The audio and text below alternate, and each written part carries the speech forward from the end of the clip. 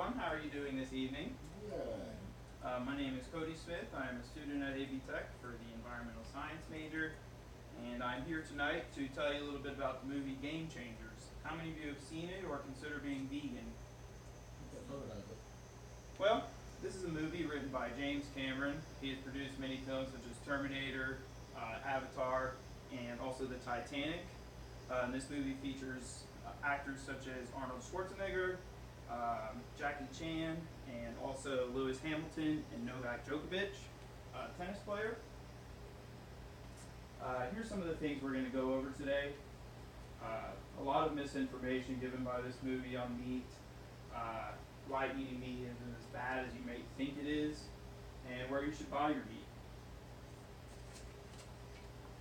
Alright, so for starters, all doctors in this movie are all selling something that has to do with veganism.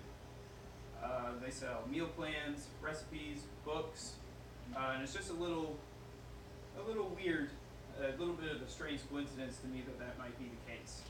But besides that, their first statement is that gladiators were vegan. Now, while gladiators may have been vegan, people may forget that they were slaves and peasants, so they were given cheap foods, cheap meals, easy carbs to fatten them up, because of course the fattest gladiator takes the least blow and they can win. But they were really just fed whatever they were around regionally. That could have been fish, any kind of meat. They just took one example and kind of blew it up. One of the biggest parts was Nate Diaz. He is in the UFC, and he is one of the very few vegans. And they hyped him up by telling us about his match against Conor McGregor, one of the most famous people. And they went against each other, showing that Nate Diaz only ate vegetables and showed Conor McGregor's multiple plates of meat, saying that this is all he ate every day. So they ended up fighting, of course, and Nate Diaz won due to his superior triathlete status, which they do never talk about.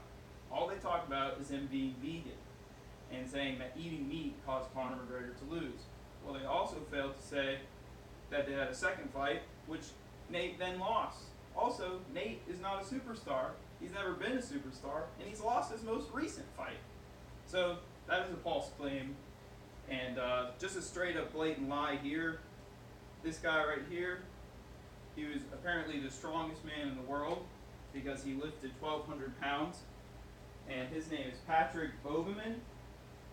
He is a vegan as well, a vegan weightlifter. But the film completely fails to tell that in 2017, two men by the name Brian Shaw and Hafter Borenson carried over 300 pounds more than him, and they both eat meat, of course. So those are just a little bit of the misinformation facts that they give. And let's go on to why meat isn't as bad as we all think.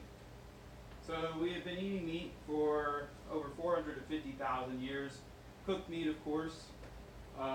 This helped us tremendously during evolution. A project was done by two writers on a Nature article on Times News. Catherine Zink and Daniel Lieberman suggested that eating meat instead of raw root vegetables saved 36 to 47%. 39 to 45% chewing than it would normally take. A lot of time saved back in the day provided us a lot more time for our brains to grow big. Having little light calories like vegetables weren't very sustainable. So to move and forage over and over again, eating meat was an extreme boost to calories and protein, and really forced us to become the smart humans that we are in modern today. So, know your meat. While they did exaggerate many of their claims, some of them do happen to be true. An essay was written on Science Direct showing the impact that the meat sector has on the environment.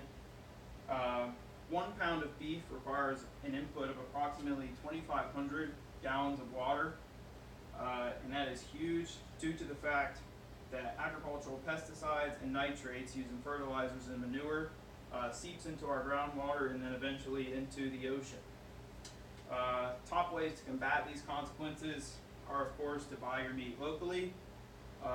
Bonappetit.com says that buying from your local butcher is definitely the best way, because you know where your meat comes from, you know that your meat's not abused, and also buying from any large industrial company is always going to be a bad idea, because you know that they are taking risks in the environment for their own profit, and this is just what they do on a daily basis. So please never support any large company, especially in the meat industry. Alright, I know this is a lot to take in, but let's go over some things we talked about one more time. Game changers not only lie to you, to me, but also to themselves. We have been eating meat for an extremely long time. We would not be the smart modern humans that we are today without it. And you also know how to make a low negative impact on the environment, so you continue to eat meat. And also, doesn't this look delicious? Meat and vegetables can go great together, always.